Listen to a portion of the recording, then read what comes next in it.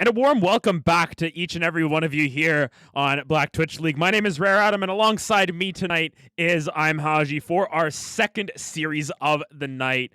We've got ourselves Glacial Academy versus Team No Name. And Haji, how are you doing? Hey, I'm doing better than most, and I'm excited to watch some League of Legends. Excited to watch some League of Legends indeed as we get into our second best of three of the night. Of course, if you tuned in earlier, you would have caught Dryads versus Hard Dr. Pepper, where Hard Dr. Pepper did come away with a 2-1 victory. But here we're already into picks and bans here. Glacial Academy going to be starting on our blue side. They've already banned away that Volibear and a Mumu, whereas Team No Name banning away that Set. And what do you think of those bans thus far? Well, I know a guy who's been playing a lot of Amumu support, so I think that's a decent band. It does have some good strength, especially in the early game. So we'll see what else they're looking to take away from here because they seem to be banning away a lot of those early game focused champions. Early game focus Oh, champions, and then the Vayne ban comes out. So on the flip side, they want to take away some of that scaling potential away from Ilioli. The Taric as well going to get banned away, so a lot focused towards that support away from TNN in that bot side, whereas the Jarvan here seems to be that last hover, and Jarvan's risen in popularity as well. yeah. Amumu and Jarvan both are able to fill that jungle support flex, and with teams who definitely can flex it pretty optimally, it's they're those kind of picks are always going to be really strong. The Taric ban is something I'm really interested in because Taric, in my personal opinion, is super sleeper. So I'd love to see if this ends up going. Unbanned later on, but obviously for this game we won't be able to see it, unfortunately. Yeah, and the Jarvan as well flex between three lanes actually with the support top lane and jungle, of course. But first pick going to be the Thresh coming through for Glacial Academy. Telo Remojo going to take that down in the support position. I'm going to have a lot of fun with that name casting later, but Thresh has been banned a couple of times. We know that there is a very strong combo with this Thresh in the Aphelios. Do you think that is taken away, or are we going to see that left up here? I think Aphelios is something that you don't necessarily want to play against a Thresh either. But Aphelios is really supported by that Thresh because of the ability to really get out of it. And we might see the Ziggs as a preemptive pick into the Aphelios, which I would like actually. Yeah, Ziggs, of course, doing really well with a lot of tank supports who can build something like Abyssal Mask or Locket to keep him safe. But Ziggs just so safe in that bot lane. I think for a while he didn't have any losing matchups. I don't know if that's still the case, but definitely giving you some magic damage threat from the bot lane if that does go there. Could also go mid lane if they opt to flex it there. Yeah, Ziggs being another one of those flex that's so good, and Zaya with the Thresh, Caitlyn with the Thresh to focus or to try to play against that Ziggs. It'll be interesting to see if she can abuse her early range hard enough to kind of shut out this Ziggs. But the thing that's a beauty of Ziggs and these initiator support spot, whether it's the Leona's the usual pick with it, but Nautilus can fulfill that role as well, is that they lock the targets down so long that Ziggs can get a full combo off and kind of just 100 to 0 people, especially once he starts getting some items. But that Hecarim is going to start making his life a little more difficult once that game goes a little longer. Yeah, I think one of the main things to keep in mind is when you've got the Thresh Caitlyn combo, at least here, it's kind of a tried and true. It's an old combo. You saw it a lot in season 4. I guess Caitlyn came back around season 6, season 7, where you just have so much range, and if Thresh can land a hook, you flay them back into those traps, you keep them locked down. The Hecarim coming through is interesting. Hecarim has risen a little bit more in popularity, but the Viego is going to be that answer there from John Yim, so what do we make of Viego into Hecarim here? I know you're a big Viego player. I'm a decently big Hecarim player. What's this matchup all about? Well, so in the actual matchup, I feel like the Viego should be able to win out skirmishes a little bit once in that early game. But as these nerfs and these adjustments have hit his kit, I feel like the Hecarim might become a little bit more useful in that late game by still being able to build that bruiserish Hecarim that we all know and some of us love, some of us hate. um, I think I think this Viego, it's going to be interesting to see what he builds around with the changes that have hit Viego. Personally, I think that crit Viego is more optimal way to play him now, just because of the crit changes that they made towards him. But obviously, we're gonna have to see how John Yim decides to go with this. And if he does get rolling, Viego is a game winner by himself, or at least can be if piloted optimally. Yeah, Viego, if you get a lot of kills, he's very strong. If you just take over someone who has a lot of kills, he's also very strong. So, kind of the dichotomy of that champion. But a couple more bans hitting the shelf here. The Aurelia, technically a flex ban between the two solo lanes, as well as that Gnar away from Myriadical up on that top side. Silas going to be banned away in that mid lane as we wait for Glacial Academy to lock in their last ban. From a perspective here, what do you think would work really well for the side of Team No Name here as their R4 pick? The Renekton is taken off the table, so what would work well for Team No Name here? Well, Team No Name, I think that they have to be able to assist their front line right now a little bit more. It's a little bit as it is right now. Their comp looks like they want to pick somebody off with Nautilus and try to insta burst them between Ziggs and Viego, and try to get those quick resets for Viego. But going forward, they need to get something a little more tanky-ish like the Ornn, and possibly a good constant DPS from the mid lane. To really assist with that lockdown and DPS. Something like a cast could actually be pretty good here. Um, that I could definitely see them pull out and really try to separate the line between Hecarim as he ults in and the rest of his team. Um, Shen's a very interesting, and the LeBlanc is a very interesting pick as well. And I think personally, this may be a little disputed. I think the cast can do pretty well in the LeBlanc matchup if you're able to hit that W fast enough, and really just deny the distortion back from LeBlanc. You end up just winning that drawn out trade. But we'll have to see what they pick here for their response. Yeah. Ooh, the Oh, Lucian coming through. Does that mean that we're going to see Lucian in the bot side? We have seen a little bit of a rise of Lucian in this league. At least we saw it in 2 out of the 3 games to start us off here. So Lucian bot lane, it got buffed, but still a little bit skeptical on how well that works, especially when you're down 150 range against the Caitlyn. yeah, yeah. You and I have had personal talks on Lucian Bot, and my personal feelings on it is really just focused on the fact that he has that huge lack of range, which can end up becoming a huge problem against more seasoned players, especially if the matchup in that bot lane is not abusable. Like I don't think a Nautilus Lucian should be able to abuse Thresh Caitlyn. I think it's actually probably be the other way around. Um, Personally, I kind of give it to Glacial Academy on a team comp wise currently. Um, the Shen Ornn matchup, I've seen it go both ways, but I do have faith in a Shen to be able to really bully an Ornn early, especially with that Q damage and grass procs early. LeBlanc should be able to keep a Ziggs in check early, and and have to force Viego to try to pay some attention to that mid lane. And on top of that, the Caitlyn Thresh lane I give over Lucian Nautilus. And I don't really think that Team No Name necessarily outscales them either. Well, I guess we'll see in a second whether or not that Lucian goes mid or bot. Yeah, we'll have to see where that the Ziggs or Lucian are going to be put. You know, the LeBlanc is going to be a champion that can really take over a game if given enough resources, but the Lucian going to come through here. And how does this matchup work now? Because Lucian more common in the bot lane in the last little bit.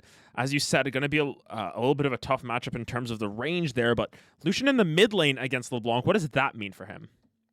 Well, Lucian mid lane is all about what he can do with his ultimate. If you see a lot of higher elo and actual pro players play him, most of his kills and kill potential doesn't necessarily come from his kit, although he can definitely bully mages and other assassins pretty early on with his base kit as well. A lot of his damage comes from his passive, but most of it, especially post 6, comes from that ult. That's why you see a lot of people building that Cyrilda's build is in trying to maximize the amount of damage they can get with that ult. So really, it's going to kind of come down to how this LeBlanc plays the early. If she doesn't get poked down too much pre 6, If she doesn't go too far behind pre-6, I kind of give it to her afterwards, depending on how this Lucian is doing and building for himself. So we're gonna have to see how the build paths go, and how much he's able to really make do within that first 5 levels.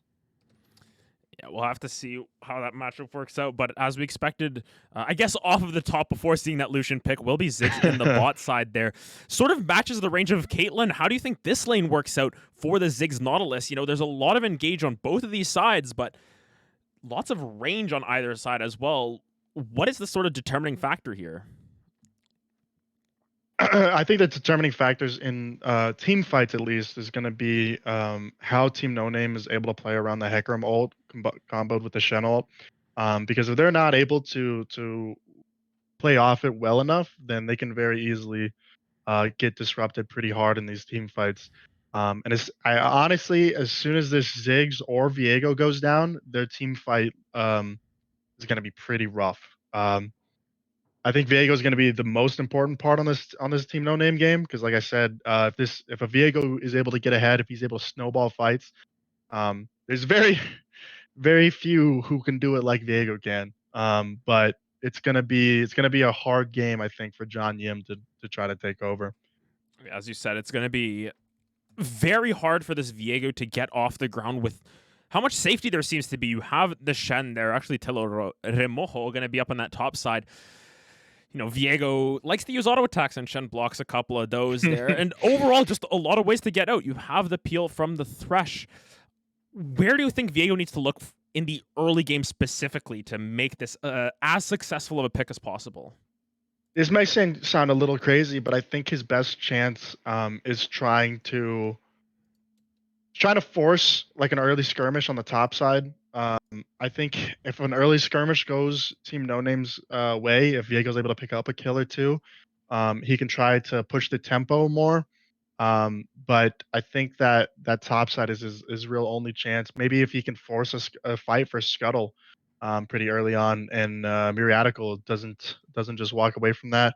Or if he's able to get a good invade off and try to locate a 1v1 while Hecarim's still trying to get off the ground with his build, that could be an avenue for John Yim and his Viego to keep going forward. But it's gonna be an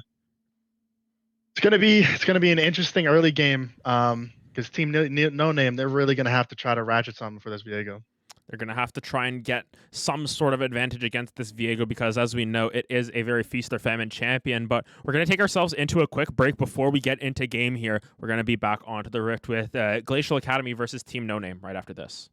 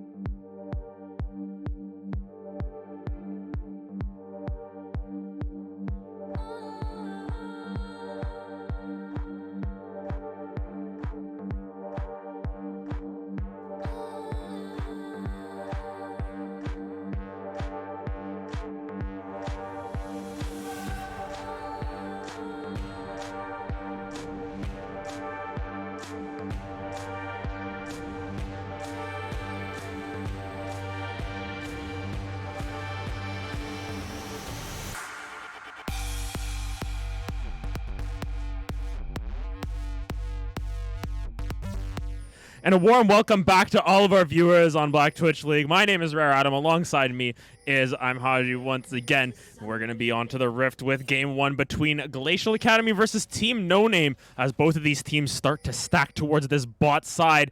Oh, I'm excited to see what happens here.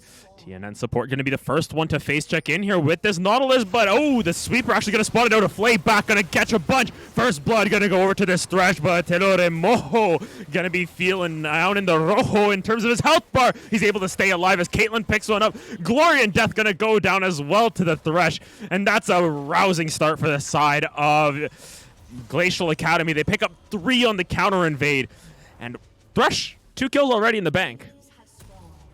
Oh, I know I said I know I said that Team No Name had to had to do something early, but that's rough. That's really rough to have to go into this game at a 3-kill deficit. And Thresh being able to get those early kills, some people may think that that's unfortunate that Caitlyn wasn't able to get all 3, for example, or some like LeBlanc not being able to pick up one. But I really do think that Thresh, like supports being able to get early kills, are pretty beneficial for them because that just means that they're able to generate a lead in their lane so much quicker, and really get their support items going quicker as well.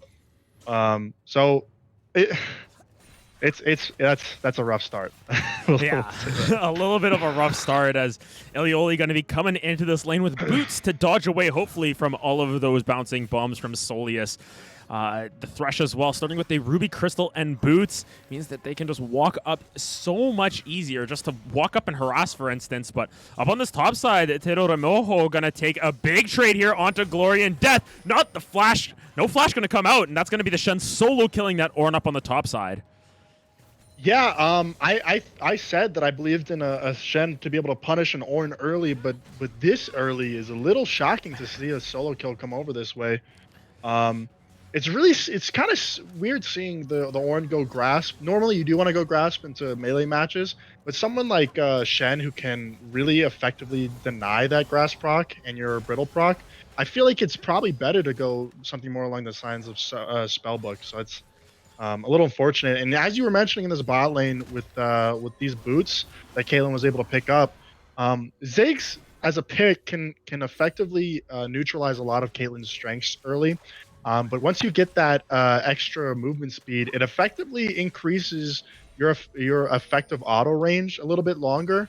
And also to help against dodging those zig skill shots. I love picking up early boots against these skill shot reliant champions for exactly that reason. Yeah, you can see Solius as well started that Sapphire Crystal, so no real offensive strength apart from being able to stay in lane just that little bit longer. But you saw the death sentence come across. This Caitlyn and Thresh are bullying out the Ziggs and the Nautilus thus far. Of note, Solius has the teleport, so if the Ziggs runs out of mana, can just go back to base and teleport back, at least get one free reset in this lane. But thus far, at the 4-minute mark, we have ourselves a 1,600 gold lead for the side of Glacial Academy. Very early gold lead. At this rate, they'll win the game by 20 minutes if they keep going at 4 kills for 4 minutes. But regardless, Caitlyn had a CS lead as well in this lane as big engage on the mid lane there. But Lucian able to stay healthy with those cookies and the corrupting potion. Yeah, I initially thought that Caitlyn might go up about like 10, maybe 15 CS, but like I didn't expect much else other than that. But those early kills given over to her really just accelerates her quite a lot. And we might be seeing her go up quite a bit more than just the initially thought about 10 CS. But it's looking like there might be a gank here. Yeah, John Yim gonna come down, flash forward from TNN, gets the pullback onto Bozzy, gets ignited, gonna flash out of there. John Yim gonna flash forward, gonna get that last auto attack, pick up the shutdown onto the Thresh, but here comes Myriadical on this Hecarim, able to charge in onto the Viego there, and TNN support has no way out. Gonna try and Spider-Man their way out of here, but Myriadical is there to reply. That's a double kill for this Hecarim. And even though they get that shot down onto the Thresh of all people, it's 2 kills going back towards that Hecarim. Yeah, you can really tell how desperate they were to try to get something back. They were down 4 kills. They wanted to try to reach for something, and you could tell with that flash from John Yim and the flash from the support.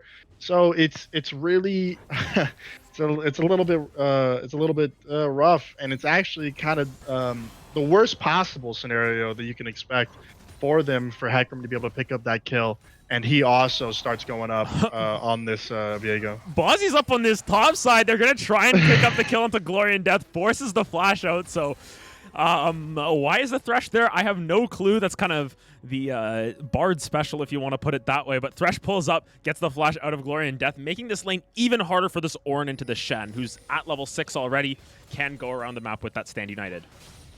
Yeah, that's some core JJ gameplay right now, and it's looking like they might try to pick up a kill on the Lucian, but oh no. Yeah, Myriadical. Okay, they're gonna walk away from it. Okay, so Lucian will be safe. He did pick up that exhaust, which I didn't notice until just now, which is pretty good for him. And would have been a lot better if they weren't losing those early kills. Oh. Yeah, the flash forced out from Lucian there. Glory and Death was watching mid lane, though, I think. Oh, the flash, he canceled his auto attack. Not going to be able to pick up that kill on the top side. And, man, there's non-stop action here. Yeah, there's constant looking for fights here right now. And at the moment... yeah, that's a solo kill for Shen up on the top side after the taunt. Yeah, and this is... Glacial Academy is just they're currently very far ahead, and it's hard to try to see where No Name's avenue of approach to win this game are still remaining. As Shen is just beating down on Viego. This is why wasn't Shen a Sentinel? True, it should be Sentinel Shen. Actually, that's Elo Police going to be taken down from that combo from King Annihilator. He burned the flash and ignite, but my goodness, if every lane is popping off here, it's going to look really rough for the side of Team No Name. And normally I ask this question at like 20 minutes when there is a substantial gold lead, but we're at 7 minutes, there's a substantial gold lead. How does the side of Team No Name, how is their scaling compared to the likes of Glacial Academy? Is there a way for them to kind of wait it out and play the long con, or are they just kind of boned? Well, No Name has some good scaling. They definitely have good scaling because they do have the Ornn, they do have the Ziggs, they do have the Viego. And these are all really good high-tier scalers as the game goes on. But the unfortunate problem will be as this Lucian as the game goes on, and the lower amount of damage that he's going to be able to put out compared to someone like a Caitlyn. So it's going to be interesting to see. Oh, jeez. Um, it's going to be interesting to see how they try to play these fights out. I honestly, their only avenue of approach, I feel like at this point, is they're going to have to one try to just keep Ziggs by himself later as the game goes on, and try to Oh. as a fight starts to pop Yeah, off. as the hook's coming down bot side, Bozzy gonna get Oh. taken down as Myriadical Oh. in the mid lane, able to pick one up. Solius able to pick up the kill into Bozzy, but across the map, it's not looking great. Hecarim able to charge in with the Shen shield. They go 2 for 1 in that mid lane, while they go for 2 for 0. Thresh does go down, but forced to burn that flash on the Ziggs, as well as the Ignite on TNN support. And at the end of the day, Caitlyn's still able to push this wave in. Glacial Academy, they're always able to just one-up the side of Team No Name. Yeah, since the minute go, they've been being able to counter whatever No Name wants to do, at least somewhere on the map, if not the actual place of the play that No Name's trying to get off itself. Really, as I was trying to say, their only hope really is to try to funnel his Ziggs and then try to funnel the Viego as the game goes on. But it's just it's going to be really difficult as the gold lead starts to accumulate more and more as the time goes on, and as Glacial Academy tries to really just choke out No Name. They might actually have to just resort to to like Fnatic death pushes to try to get anything going as the game goes longer.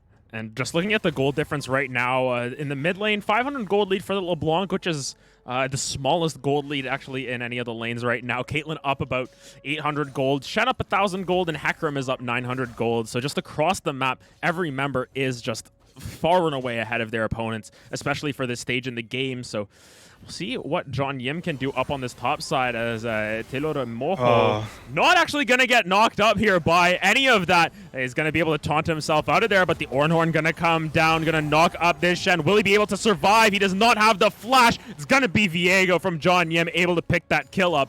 That's a good shutdown going over to the Viego. Not going to be too substantial, but working their way back into this one.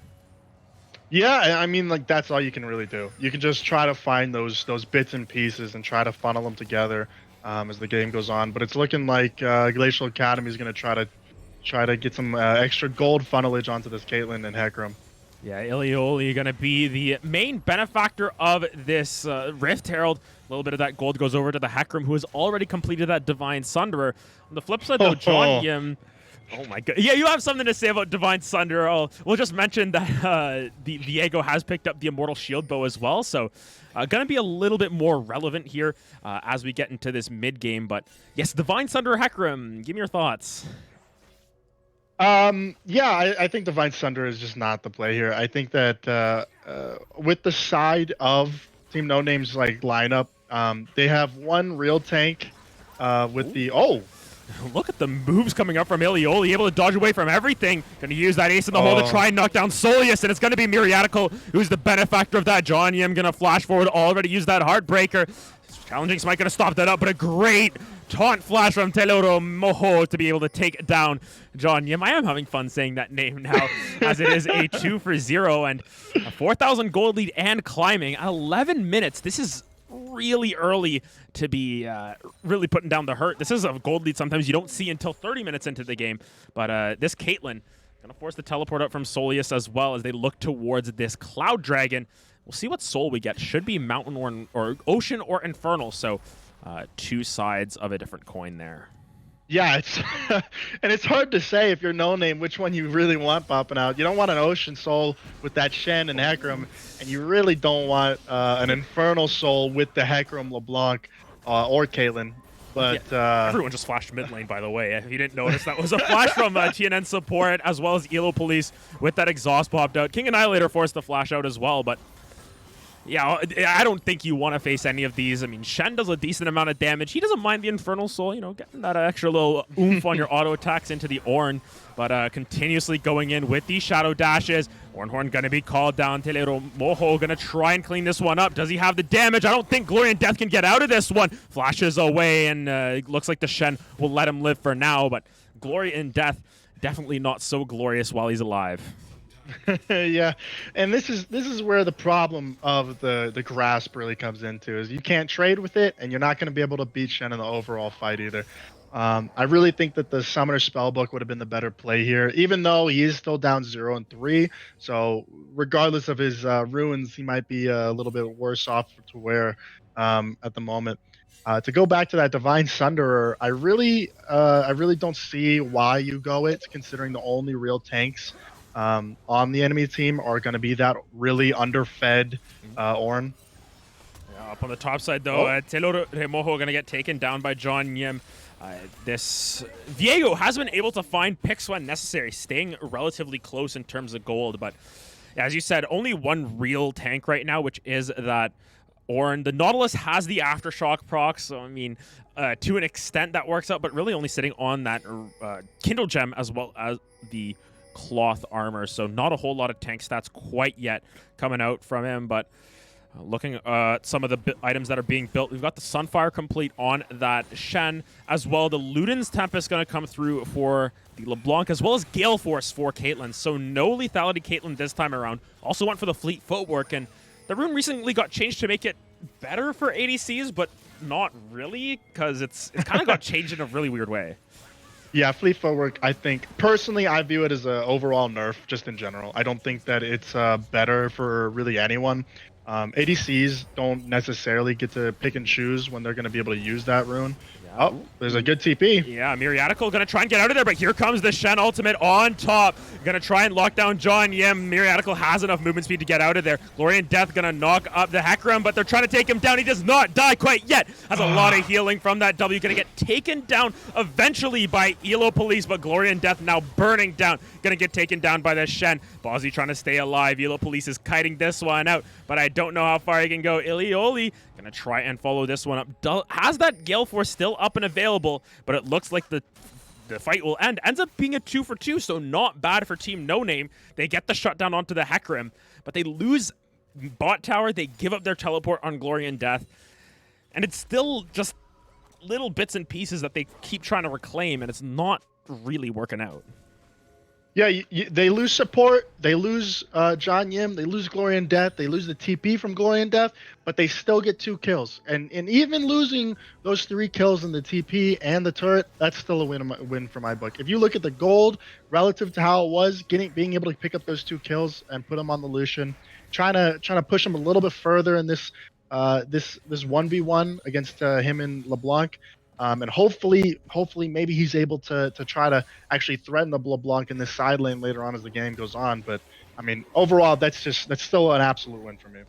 Yeah, meanwhile, on the top side, they're going to try and take down this... is this the second Rift Herald of the game? I can't even keep track, but Telo Remojo going to be taken down quite low. Actually going to get taken out of this fight. John Yim has taken over that Shen. Very tanky. Great play from Bozzy to dodge away, but the Heartbreaker going to come through on the reset, and I think this might be the Thresh going down next. This Viego, as we said, a win condition. The death sentence just a little bit short. Going to be able to get out of there for now. Ends up being a 2-for-0, so really well played from that Viego to get those resets. The fight may not be over. This Caitlyn got a lot of range. Flank coming through from Elo Police. Here comes the Ornn. Actually going to get knocked out of it by this Hecarim, but Hecarim suicides for this. Going to be the shutdown going in for Elo Police. John Yim now taking over, trying to follow up on King Annihilator. Shen Ultimate's going to be coming through to try and save this LeBlanc as she tries to re-engage. That's going to be Glory and Death taken down with the respawn from Telo Remojo. John Yim now into that shield bow. Gonna get taken down as well by the Shen. That's a double kill as Annihilator's clone goes down. Gotta be careful of that minefield. This Shen gonna be dashing away to safety. Ends up being a 2-for-1 on the back end of that as Hecarim goes down once again, but they pick up 2 in response. Yeah, they're able to pick up those till on the backside, so Team No Name kind of overextended a little bit. But really, my whole thing for that is really just why Glacial was stop that second Herald so hard, to the point where that Shen being able to get caught like that is really hampering for them, because he does have a lot of their gold, and he is a pretty big part. Ooh, that was close. That was Hecarim fighting at the last second just to make sure the Mega Inferno Bomb didn't come down. But yeah, as you were saying, looking at the gold difference here, it is still about an 1,000 gold lead for this Shen up on the top side. The Ornn has been the benefactor of picking up a couple of plates before the tower went down, as well as just having a little bit of a CS advantage. But Of note, this LeBlanc is actually falling behind the Lucian now. Lucian up about 1,200 gold, and that's going to start to play a factor as we get later on into this game. Almost the richest member on his team, right behind the Viego, actually. Yeah, and what's going to be really interesting is seeing what what Elo Police decides to go with his build. I imagine he's probably going to go Cyrilda's second here, but I would love to see a Wits End third if he does go. That's he's going to Essence Reaper probably. Okay. Yeah, I still think this is pretty good. I think I would have preferred Cyrilda's second and then going into Wits End third and really just try to just lock down the side lane. Just try to lock down him versus LeBlanc and really focus the fact that he has this gold lead and that he has this XP, or I believe an XP lead overall. Yeah, it's going to be a little bit. And try to just push his lead further and make this match a little bit more of a 4v4. Where Team No Name is able to push themselves a little bit, but it's looking like my fight might break out. Bozzy's going to get knocked up. TNN support forced to use that depth charge as well, but Myriadical not really able to cut through that aftershock proc from TNN there. You can see Ocean Soul is the one for this game, and as we were saying, you know, very good if you are ahead in this game. They've already picked up one of those Ocean Dragons. They have Soul coming up in 3 minutes. Side of Team No Name need to look to try and find an avenue back, but we were talking about the gold lead early. 4,000 gold at 11 minutes. We'll get back to that as Elo Police going to get engaged upon. Uses that Gale Force to get out of there, so a couple of ultimates used on that bot side. 4,000 gold lead at 7 minutes for Glacial Academy. Only 3,000 gold lead at 20 minutes. How does the scaling work out now that we've got it a little bit closer and we're a little further along in this game? Well, I think the scaling is still pretty much the similar. I think that Viego is building pretty correctly and pretty well so far. I really like the shield bow. I think that John Yim was able to correctly realize that taking that Kraken Slayer just to try to cut through Shen is going to be pretty useless due to Shen's W. And he dodges away from one of those thresh hooks. And it's looking like they might be getting collapsed on a little bit. Yeah, they might get a little bit fancy here, but as you said, it's the 4v4. Lucian able to stay in that bot lane and didn't even bother to build the Merc Treads against this LeBlanc, feeling confident in his own abilities, but with that Gale Force, should be able to burst anyone out, but jungler versus jungler action here. John Yim is in a little bit of trouble, but Ace in the Hole going to come down.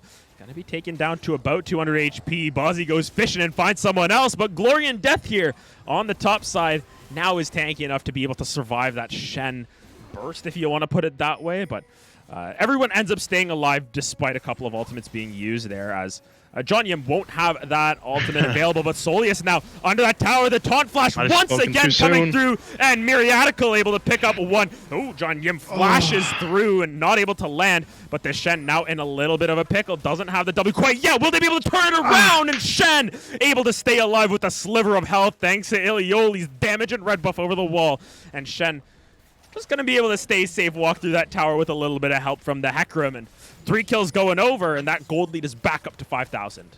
Yeah, I really feel for John Yim there. Oh geez, that gives me nightmares, gives me PTSD dreams of all the times that you flash, trying to hit that skill shot, trying to at least get 1 kill back for your team, and then it's just turn around on you right afterwards. And it's looking like Glory and Death may be finding a little bit more of that glory soon. Yeah, 4 members up on the top side. Bozzy not going to land, or will end the hook. I thought that was the hook that came out first, and Myriadical going to be the benefactor of that once again. Not really an option for Baron quite yet, but they do drop a ping onto it just in case. Might be just clearing out that vision, but Hecarim has a Sterak's Gauge to go home to. Caitlyn most likely going to be picking up that rapid fire cannon, and actually, forget what I said. I'm the play-by-play. I shouldn't make any calls. They're just going to go for this Baron here. 3 members strong, and there's no movement coming out from the opposite side. Dragon's up in 20 seconds. They can't give that one up either. Yeah, this may actually benefit, and it's kind of crazy, but it might benefit Team No Name if they're able to pick up this dragon. I don't know, not about anyone else, but personally, I really do think that if you're Team No Name, you're perfectly happy to giving away a Baron if you can take away the soul. And it's looking like they will be able to take this away at the end of the day. Ooh, going to be a little bit close at the end with the Mega Inferno Bomb, but King Annihilator trying to run. A little bit of interference, goes in a little too early, so going to be the Dragon picked up, and that delays the soul by 5 minutes. However, they did give up the Purple Worm, and Now Shen in this side lane might finally be able to crack that tier 1 up on the top side. Yeah, I'm really a big fan of that play from Team No Name, or at least that macro play, being able to trade away the Baron for the Ocean Soul, or delaying the Ocean Soul. And if I'm if I'm a Glacial, seems we're in a bit of a pause. Yeah, we saw the disconnect. We're like, okay, are they gonna go through it? But no, we got the pause coming through. Soli is having a couple of connection issues. We hopefully will get them back soon. But yeah, as you said, that Ocean Dragon taken on the bot side ends up being a little bit more favorable just in terms of the overall game state for the side of Team No Name. Yeah, realistically, Team No Name didn't have a claim towards either objective, so it's kind of strange to see Glacial Academy go towards that Baron when Ocean Drake is up right then and there in about 20 seconds, as you were saying. They could have very easily just taken the Ocean Dragon, reset, come back with fresh new wards, abilities, and that Ocean Soul, and just immediately forced a fight for that Baron, which they almost certainly would have won with that Ocean Soul, and then probably just win the game afterwards. So it's a little strange to see them try to trade a single dragon for that Baron when they don't need to. But they're still very firmly ahead in this game. And we're probably it's gonna, as this game goes on, it might be getting worse and worse.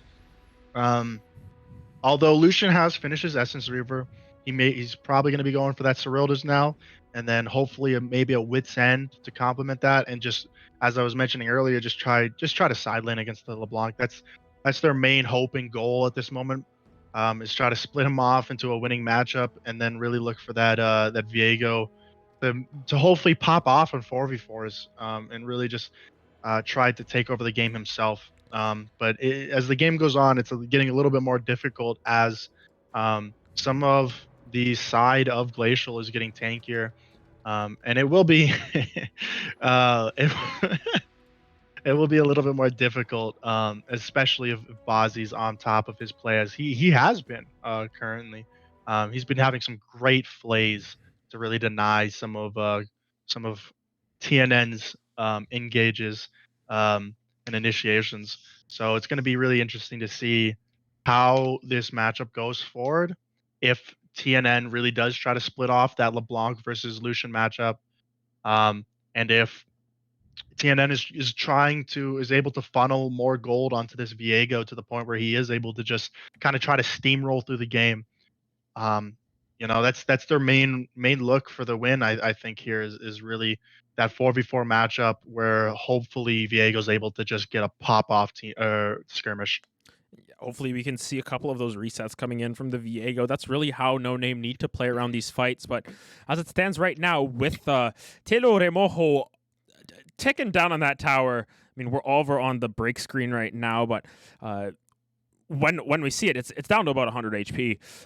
For the record, for everyone who's wondering, Solis has reconnected, so we should be getting back to them shortly. But in that top side here, the Shen has really been able to put the hurt down and been a really strong force in the side lane as well.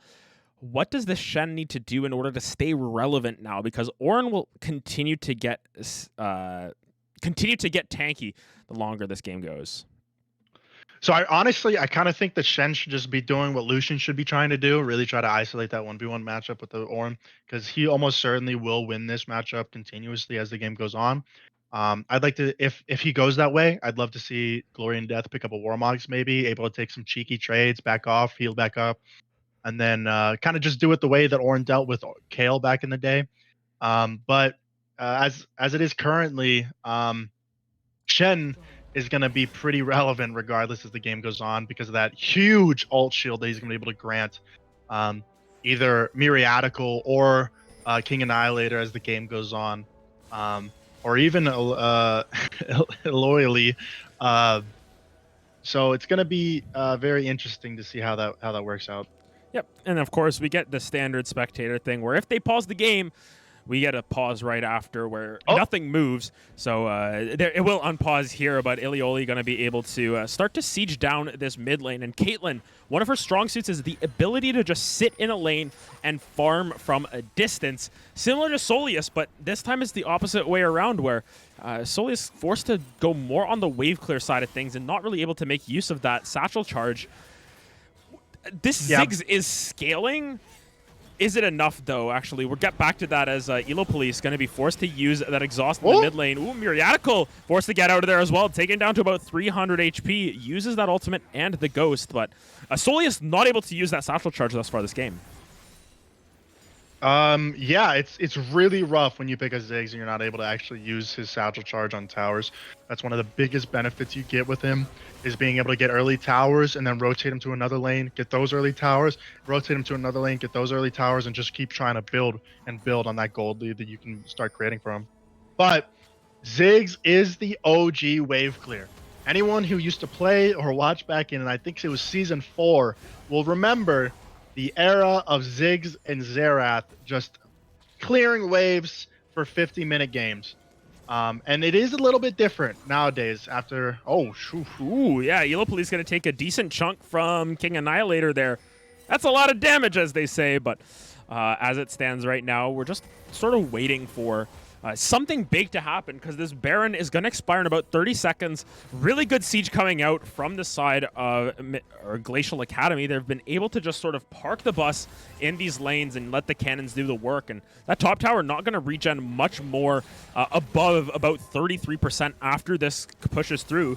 And on the bot side, they're also able to pick up that tier 2. So overall, about a 4,000 Baron power play, giving up that Ocean Soul potential, but also picking up a couple towers there. And as Baron expires, they're going to end up at the end of it with a 9,000 gold lead. The hook going to come down onto Buzzy, though. The box is dropped down as the ultimate over the wall. TNN support going to get taken down by King Annihilator, as now the Shen ultimate is going to come through. Stand United going to taunt up Solius. He is unstoppable. Going to tank up that tower, but this Shen is very tanky. They pick up a couple kills.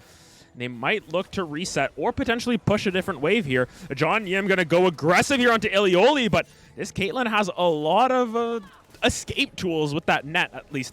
And the Gale Force, 1-0 and 14, so been more of a support this game, but Glory and Death has that Ornn upgrade available for someone. Isn't able to get it on because he's just in the middle of a fight constantly. John Yim forced to get out of there. Ace in the hole not going to be enough to take him down, as Glory and Death forced to flash out of there as well. This should be at least one inhibitor for the side of Glacial Academy, if not two. Yeah, and you can really see how in this overall scheme of things, that Essence Reaver is not. Oh, and they're getting a pick, trying to pick up the Shen. Yeah, trying to take down Taylor Moho once again, but this Shen is so tanky. Has the Abyssal Mask now, so anytime he immobilizes someone, it's going to be some big damage. But Myriadical now going to get taken down by the Viego, and all of a sudden this fight might turn around. Shen gets a big taunt, but John Yim onto that backside, going to try and get some reset, but will get taken down by King Annihilator. Elo Police now in between a rock and a hard place, or at least a Shen and a hard place, as he goes dominating, but Glory and Death moving forward aggressively, trying to take someone down, gets trapped up constantly. Bozzy might be the sacrificial lamb here, as Glory and Death finally able to get onto the board, but Teodoro Moho able on the back line, able to pick up another double kill, so tank and will not die, and that's an ace. 5 for 2 for the side of Glacial Academy, and they look to end this game. Yeah, Glacial Academy is just smacking them with the wallets at the end there. Even after they were able to get the reset for Viego off of with the Hecarim, still wasn't able to pick up any more kills after that. And as soon as that Viego goes down, the team fight's pretty much lost. And it looks like Glacial Academy is going to be picking up a very convincing game 1. Yeah, they're able to take game 1 in a rather quick order, and they're going to put themselves on match point here in this series. And overall, just want to talk about some of the points that you brought up earlier. In regards to that draft, you said that you mentioned that there were some really strong points for both of these teams, but in the end, it was just Glacial Academy who ran away with it. Yeah, as soon as that level 1 bush play went Glacial Academy's way, it's really hard for Team No Name to come back from that, especially considering the fact that it wasn't just that. Right after that, the Shen in the top lane is able to kind of just run over Glory and Death in the 1v1. He just kept pushing his lead, getting more and more solo pressure and getting solo kills. It was just really hard as the game goes on or went on.